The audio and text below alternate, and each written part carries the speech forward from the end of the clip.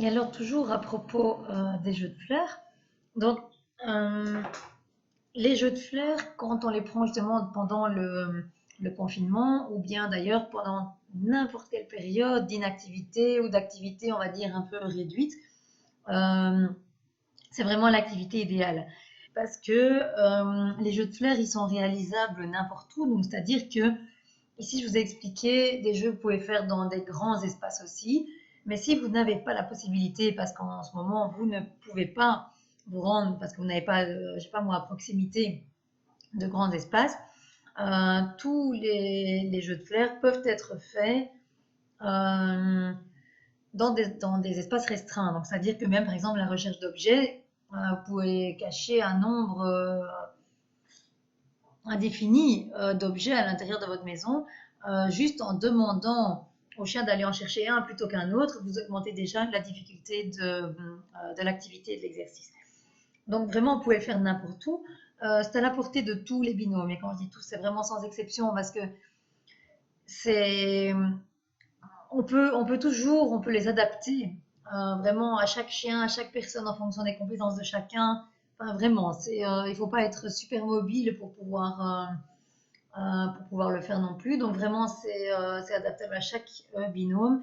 Il ne faut pas spécialement euh, suivre un cours pour pouvoir commencer soi-même les jeux de flair. Après, c'est sûr que si vous êtes accompagné et vous avez près de chez vous une personne qui est compétente là-dedans, évidemment, c'est plus facile pour vous guider. Mais pour cette période-ci, donc en période de confinement où ben, on n'a pas l'occasion de pouvoir aller suivre des cours quelque part, c'est vraiment quelque chose que vous pouvez démarrer vous-même.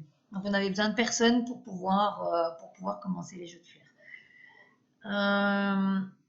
Il y a peut-être des choses comme la détection, des choses comme ça, vous allez peut-être avoir besoin de quelqu'un, mais sinon pour tout ce qui est recherche de la trousse, recherche d'objets, vous pouvez vraiment le faire tout seul. Euh, Puis en plus, les jeux de flair, ben, ils sont super amusants. Euh, c'est amusant aussi bien pour le chien que pour la personne. J'ai très rarement vu, je sais même pas si j'ai déjà vu, je crois jamais d'ailleurs, euh, des personnes qui étaient de mauvaise humeur pendant les jeux de flair. Vous voyez, on a ça parfois dans des trucs d'obéissance ou dans des choses où il y a vraiment quelque chose à atteindre.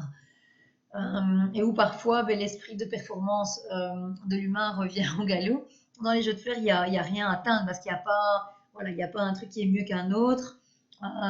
Et donc, très souvent, les personnes ne recherchent pas en fait la performance, ne recherchent pas un objectif à atteindre. Et donc, ben, on s'amuse beaucoup plus facilement. Ben, c'est très stimulant. Enfin, on en a parlé, hein, parce que le chien a besoin de réflexion, etc. Il doit utiliser son nez, donc c'est quand même fatigant. C'est stimulant pour l'humain aussi, parce qu'il doit créer des nouveaux puzzles, et il doit chercher de nouvelles cachettes, enfin tout ça. Donc c'est vraiment très stimulant, mais tout ça dans la bonne humeur. Ils sont très riches en communication, parce que quand vous allez aller, par exemple dans la détection, quand vous allez aller plus loin, ben forcément, votre chien va devoir pouvoir vous indiquer qu'il a trouvé cette odeur, et vous allez devoir pouvoir comprendre en fait au langage de votre chien qu'il a vraiment trouvé et qui n'est pas en train de vous demander de l'aide, par exemple. Donc à ce niveau-là, au point de vue communicatif, c'est vraiment très riche. Les jeux de fer sont vraiment très riches. Comme je vous l'ai montré donc dans la vidéo, vous allez un peu pour des jeux comme le carré ou comme voilà, simplement la recherche d'objets ou la recherche de jouets, même la recherche de trousses. Ça va être intéressant de pouvoir observer votre chien quand il est dans le code odeur, les stratégies qu'il met en place pour trouver, etc. Et donc, comme je vous en parlais, ça va aussi permettre, d'un point de vue communicatif, d'observer un peu mieux votre chien dans tout ce qui regroupe les actions liées à la prédation. Et puis, dans le contexte vraiment des jeux de flair, vous allez voir que votre chien va vous indiquer, va vous demander des choses. Enfin, voilà, ça va vraiment approfondir la communication. C'est très chouette.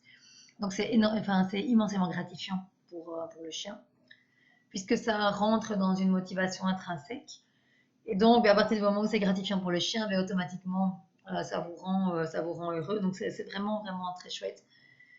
Et puis, ben, avec les jeux de flair, je trouve qu'on a vraiment la possibilité d'aller au cœur du jeu. Alors, je ne vais pas vous dire tout de suite ce que j'entends par aller au cœur du jeu. Donc, le cœur du jeu, je vais plutôt, avant de vous l'expliquer, je vous l'expliquerai dans une prochaine vidéo. Mais je souhaite d'abord vous poser quelques questions par rapport à ça. Donc, quand vous pensez au jeu, quand vous pensez à un moment où vous avez joué avec votre chien, pensez à un des plus beaux, ce qui pour vous est l'un des plus beaux moments de jeu que vous avez partagé avec votre chien. Donc là, de toute façon, je continue pas tout de suite, donc vous pouvez pas mettre sur pause. Je veux dire, vous pouvez y réfléchir après cette vidéo. Je vais pas donner de toute façon, je vais pas parler du cœur du jeu dans cette vidéo-ci. Mais donc, repensez, remémorez-vous vraiment un souvenir d'un moment de jeu que vous avez trouvé vraiment waouh. Que quand vous y repensez maintenant, vous éprouvez, voilà, vous éprouvez de la joie, vous le ressentez ou vous le ressentez en ce moment comme si vous étiez encore à ce moment-là. Donc essayez de repenser à ça. Et puis quand vous pensez à un de ces moments-là, quels sont les mots qui vous viennent spontanément à l'esprit. Donc, sans que vous deviez réfléchir à ce qui se passait, quels sont les mots qui vous viennent comme ça spontanément à l'esprit. Donc, de quoi étaient faits ces moments. Donc ça, je vais vous inviter à les noter. Et puis, moi, je vais vous mettre ce petit post dans le groupe Facebook aussi. De façon à ce que, ou alors, je vais peut-être vous la poser par mail pour que vous ne voyez pas les réponses des autres. Je ne sais pas, je vais voir ce que je vais faire. Mais donc, pour que vous puissiez mettre comme ça par écrit ce qui vous vient spontanément. Et puis, à partir de là, moi, je vais embrayer un petit peu sur le jeu et ce qui se trouve vraiment au cœur du jeu. Donc on va faire, c'est toujours dans les plaisirs de la nature, vous allez voir en quoi c'est lié. Et donc j'attends vos réponses, que ce soit sur Facebook ou par mail, pour vous envoyer donc la vidéo suivante par rapport à ça.